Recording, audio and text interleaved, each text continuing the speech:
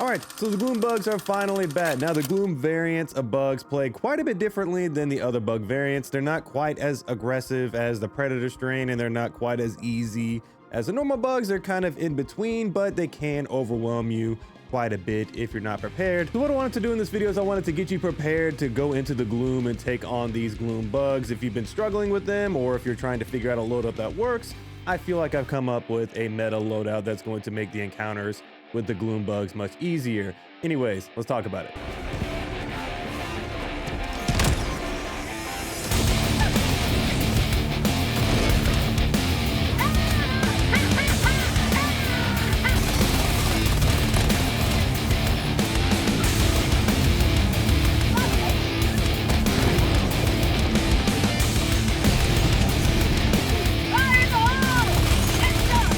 To our support options, we're going to be bringing in the supply pack. Now the supply pack is one of the best backpacks in the game, but it's going to be critical for us in this build because it's going to be great for helping us refund those expended resources, because against the Gloom bugs I feel like we're expending a lot more resources, so we're going to need something to give us some stuff back.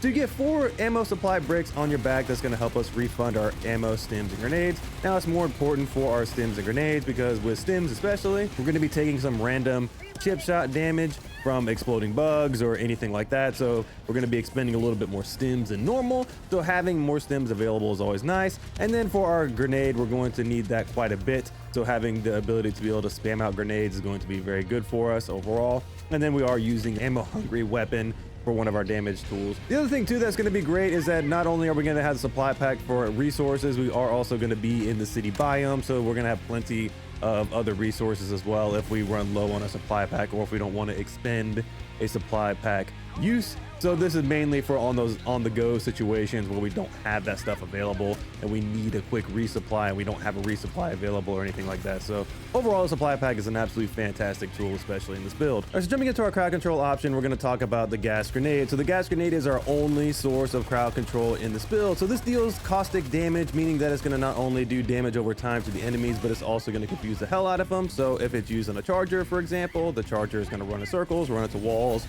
or something like that, and it's going to work the same versus the majority of units underneath a charger level. Does not work on Bio Titans, unfortunately, but the main reason why we're bringing this in is because it's going to help us be able to keep the enemies off of us. We're going to throw these at our feet, so that way if enemies are chasing us, they're going to stop chasing us. We can turn around, hit them with our damage options, and be able to kill them very quickly because they're not going to be pursuing us anymore. This is also great for helping us with the bug breaches. As soon as you see a bug breach, throw a couple of these nearby or right on top of it, and it's going to confuse the hell out of the bugs coming out of there, allowing you to again be able to deal with them with your damage options, or your teammates help you deal with them with their damage options as well. Overall, being able to spam these out a lot because we have the supply pack is huge, because we're going to be able to use these a ton during the mission, and we're going to be using them a ton during the mission more specifically. So you're going to be using these a lot, so throw them around, make sure you're protecting yourself, make sure if Gloom bugs start hitting you, you throw these at your feet, you can take the damage, just stim, and you can heal through the damage very easily. You're not going to be taking much damage from this, but it's going to definitely be a huge resource for there.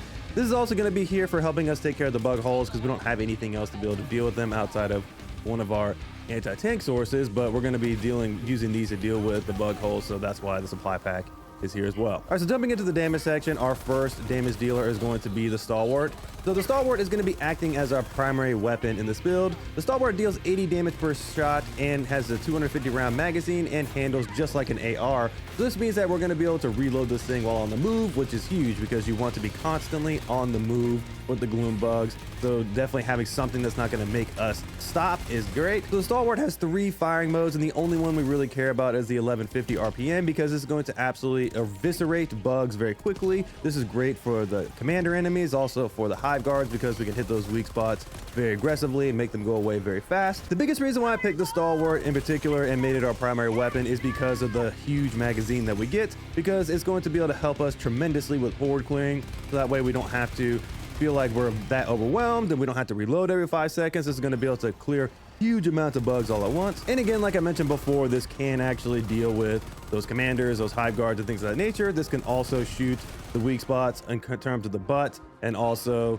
the weak spot on the impalers if you would like, but it's not very effective against those, but you can do it if you want to finish them off if they're very weak. So overall, the Stalwart is just a fantastic horde clearing tool, and it's going to make clearing out so many of the gloom bugs so much easier. So our next source of damage is going to be the Torture. So the Torture is going to be another horde clearing tool for us and going to help provide us some anti-tank support. So the Torture deals 375 direct damage per second at heavy pen and can lay down these huge walls of fire that deal 100 damage per second as enemies are in there. This thing is an absolute horde clearing beast overall. So this pairs perfectly with the gas grenade because having the combo of gas and fire is tremendous. So you throw the gas grenade out, you turn around and start laying down walls of fire. The enemies are going to be confused as hell and taking damage from not only the gas grenade, but also the walls of fire you're laying down. So they're gonna die very, very fast. It's an absolutely potent combo right now in the game. So the biggest tip I can give you when you're laying down these walls of fire is to make sure you're walking backwards. If you dive, you may catch your feet on fire, but no worries, you'll more than likely be not on fire when you hit the ground, so it's not that big of a deal, or just pop a stim or something, you'll be fine.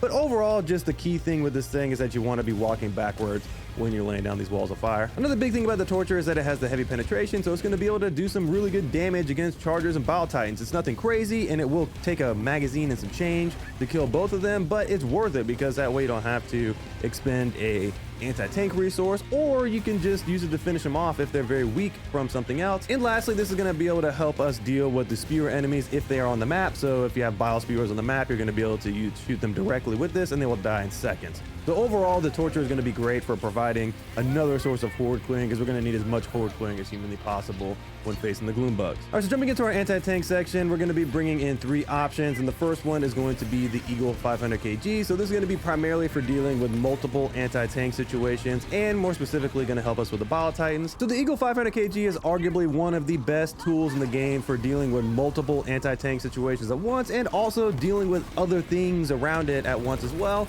meaning that if we have objectives nearby or if we have other enemies nearby, it's going to be able to kill a lot of things all at once. So when you are going 1v1 with a charger or bile titan, it will kill them the majority of the time, but there are those times where they don't die, but they're honestly very weak at this point, and you can finish them off with something like the Torture, which is great. So where the Eagle 500 kg shines is when you're going against these various nests. Now the bug nests in the city are definitely a lot more difficult if you're not careful, because there are some more things blocking them off. But what you can do is you can throw these in there. It can not only deal with any anti-tank situations in there, but it can help close up some of those bug holes a little faster, especially that bile titan bug hole, which is one of the reasons why I like this so much, is because you can take out those bile titan bug holes from a much farther distance away. But yeah, just the idea with the 500 kg in this build is that you're going to want to save this as much as you can. Try not to use this on one-on-one situations if you don't have to. I would definitely use it when you see bile titans. I would try not to use it too much on chargers or things like that, because we're gonna have other things to be able to deal with them. But the main thing is that you want to be using this for is when you're assaulting those nests or when you have multiple anti-tank situations. All right, so next up in the anti-tank category is going to be the Ultimatum. This is basically our personal anti-tank solution, so that way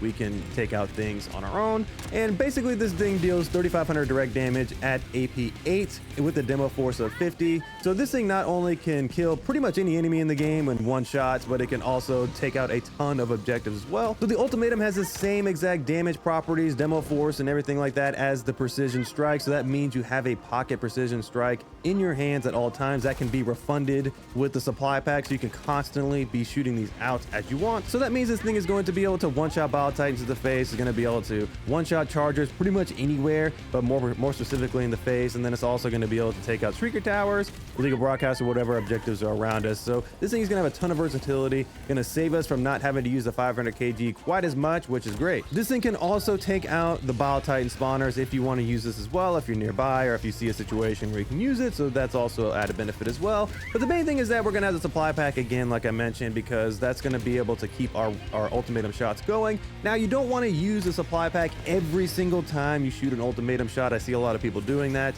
What you want to do is just use it when you need to.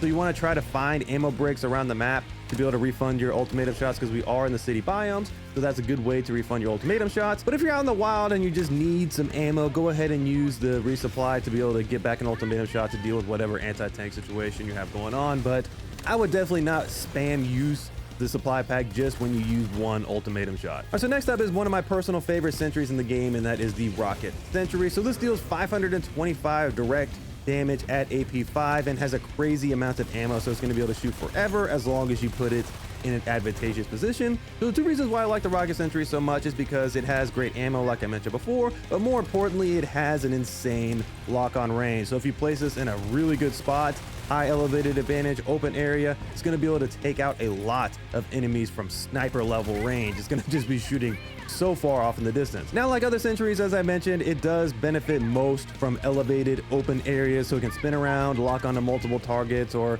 whatever it may be, but that's not always the best or the most common places it's going to be placed. You want to place this at the end of like streets or in a very good place where it's farther away from enemies so it can do some good work. A lot of times it's not going to be able to expend its full arsenal because it's going to get overwhelmed by enemies and you admittedly can't protect it 24/7, but it's going to be able to do enough damage, clear out enough enemies to be able to be very effective overall. Now, this is a great tool for clearing out the hordes as well as helping you deal with anti-tank situations. So if you have a bug breach pop up, you can just place the Rocket Sentry nearby, and while your gas grenades are going off and while you're using the torture in there, the rockets will be flying in, just absolutely eviscerating everything that's coming out of this breach. If you have anti-tank stuff coming out of the breaches as well, like Bile Titans or Chargers, the Rocket Sentry is going to help do good damage to those things before they can even fully come out of the ground, which is great. So overall, the Rocket Sentry is just very good at not only being a good source of anti-tank because it can do some solid good damage against Bile Titans and Chargers, killing them in just a few rockets, which is awesome, but it's also going to be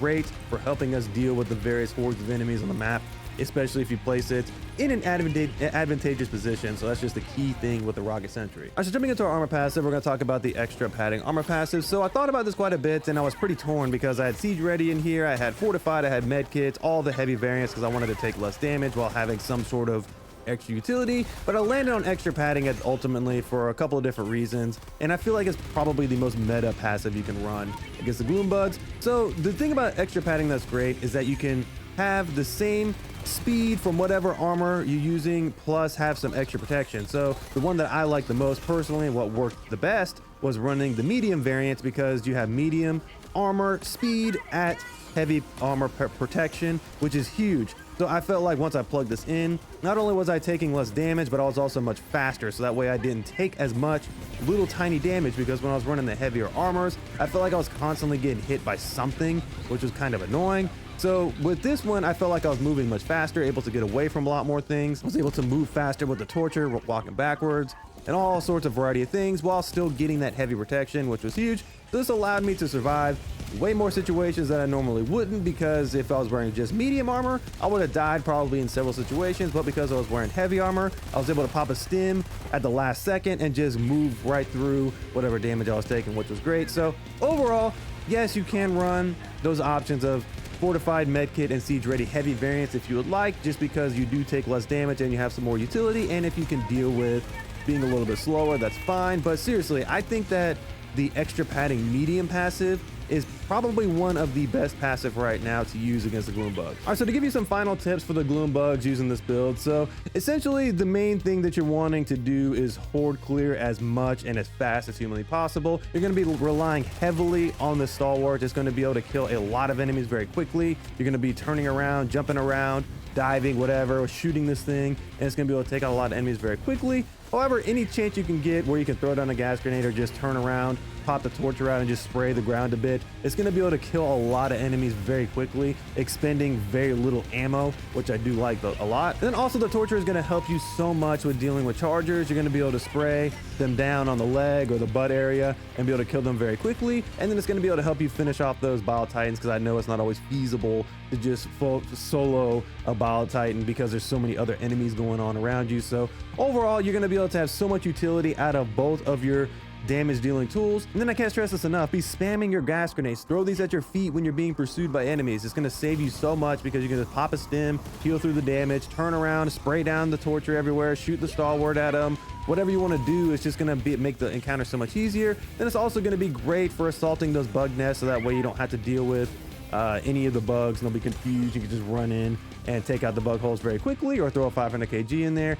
Or more importantly, it's going to be great for helping deal with those breaches, because having those enemies come out confused already is going to be so much easier for your team, and that way you don't have to deal with enemies just charging right at you, which is great. So the biggest challenge for you is going to be anti-tank, and I won't lie, because the Ultimatum is a fantastic source of anti-tank, and the 500 kg is a fantastic source of anti-tank. But as great as they are and as used as they are inconsistent at times, because you do still have some ghost rounding issues from the Ultimatum, and it is a very heavy thing to get used to if you're not used to the arc, and it can hurt you sometimes and fly you across the map if you shoot something too close. So it does have its downsides, and the 500 kg will not always kill a Bile Titan, which is kind of annoying. So they do have their limitations, but for what they are, and the reason why I like bringing them together is they can kind of offset each other. The 500 kg doesn't kill a Bile Titan in that situation. Just shoot it with the Ultimatum or finish it with a Torture. You can do that and just kill it off. Or in a situation where you may miss with the Ultimatum, you could throw down a 500 kg or your Rocket Sentry if you want to do that nearby, and it can help you deal with that while you're reloading your Ultimatum, because you're gonna have plenty of shots of that. Or if you just shoot something like a Bile Titan on the back, or shoot a charge on the back and it doesn't die, you can finish it off with a Torture. So there is that as well. So yes, they're kind of inconsistent at times, but I feel like they're too good just in terms of their sheer potential that they're not. They have to bring them in. You have to use these things against all the various situations, because it's gonna make life so much easier and eliminate so many targets so quickly. So it's definitely something that's much needed and going to be a great source of anti-tank in this build. But yeah, overall, this build is just not only very effective, it is a ton of fun, because not only are you getting all the benefits of being able to horde clear at a massive rate, but you're also getting really interesting and fun anti-tank solutions. And you're also having an incredible source of crowd control while taking significantly less damage using the extra padding armor passive. Seriously, get that extra padding armor passive, the medium one, more specifically a shot. You're going to be taking way less damage, but you're going to be moving just as fast as if you have medium armor. But all right, guys, that's my meta loadout for the Gloom bugs. Let me know what you guys think about this build down in the comments below, and let me know what your meta loadout is for the Gloom bugs. Anyways, guys, I'll catch you guys in the next video. Peace.